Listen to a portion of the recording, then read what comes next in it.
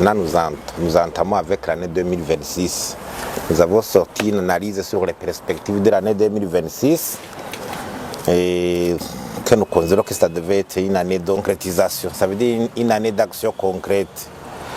Nous venons d'achever cette année avec le constat amer que les défis qui hantaient notre pays depuis 2024, depuis bientôt 3-4 sont encore là. La population est frappée de plein fouet par une inflation de 2 chiffres, et faisant le lit d'une paupérisation grandissante. La crise du carburant est encore là, la crise des devises où le différentiel de change est du simple au double. Il y a les produits de première nécessité qui manquent, le délabrement petit à petit des entreprises publiques et parapubliques. Il y a le contexte macroéconomique difficile. Les conséquences sociales sont là. On assiste à un départ massif des jeunes à l'étranger. Il y a des services santé, éducation en détérioration, les infrastructures. L'infrastructure phare du marché central, l'année vient de s'achever sans qu'il y ait au début de construction.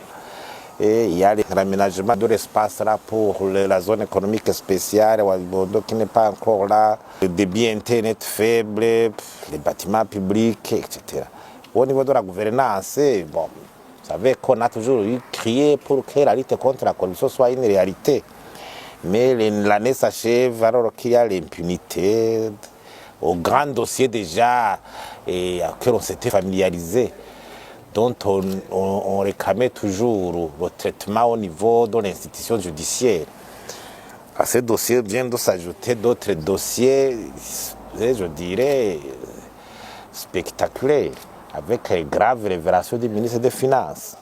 Et cela est renforcé par une paralysie institutionnelle, politique de prévention qui ne sont pas mises en application. Le dossier le plus frappant, c'est la constitution des bureaux de zone, très récemment. Au niveau politique, avec les élections, on constate en partie unique qui essaie de se confirmer comme seul acteur sur l'échiquier politique burundais. Et là, alors, 2 scénarios s'offrent. Nous avons 2 scénarios. Soit le pays va continuer à s'enfoncer parce que en partie unique qui accapare tous les pouvoirs, qui contrôle tous les leviers du pouvoir. Avec la situation actuelle, peut-être si on continue dans les mêmes éléments, dans les mêmes pratiques, peut-être que le pays va s'enfoncer davantage. Ou bien on peut tourner la page de l'histoire et regarder vers une autre trajectoire, construire un Burundi nouveau. Là, c'est hypothétique, on attend. Un autre dossier qu'il faut évoquer, c'est ce contexte géopolitique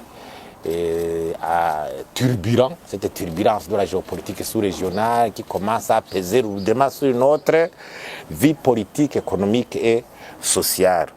Le seul bémol que je peux évoquer, c'est l'élaboration de 2 documents très récemment de stabilisation macroéconomique, la corruption, et de stabilisation économique de lutte contre la corruption.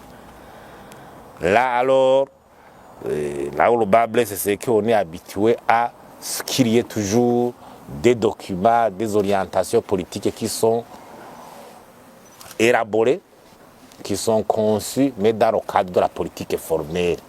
Mais au niveau informel, ce sont les pratiques qui sont toujours là et qui font que les choses n'avancent pas. J'imagine que l'année 2026 alors devrait être une année où ces pratiques qui se cachent derrière une politique formelle trompeuse, il est grand temps que ça cesse. Les pratiques dont j'évoque, c'est comme les récentes révélations du ministre des Finances. On parle de la lutte contre la corruption, on élabore des documents, mais à côté, voilà ce qui se passe.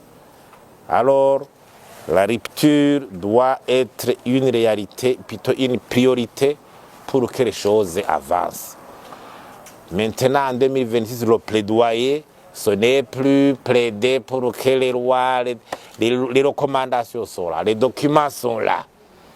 Toujours dans le cadre de la politique formelle qui est là. Mais Au niveau des pratiques, c'est le noir. La différence, c'est comme le jour et la nuit. Il faut alors s'atteler à ce rapprochement du formel et de l'informel. On ne devrait plus perdre du temps sur cela.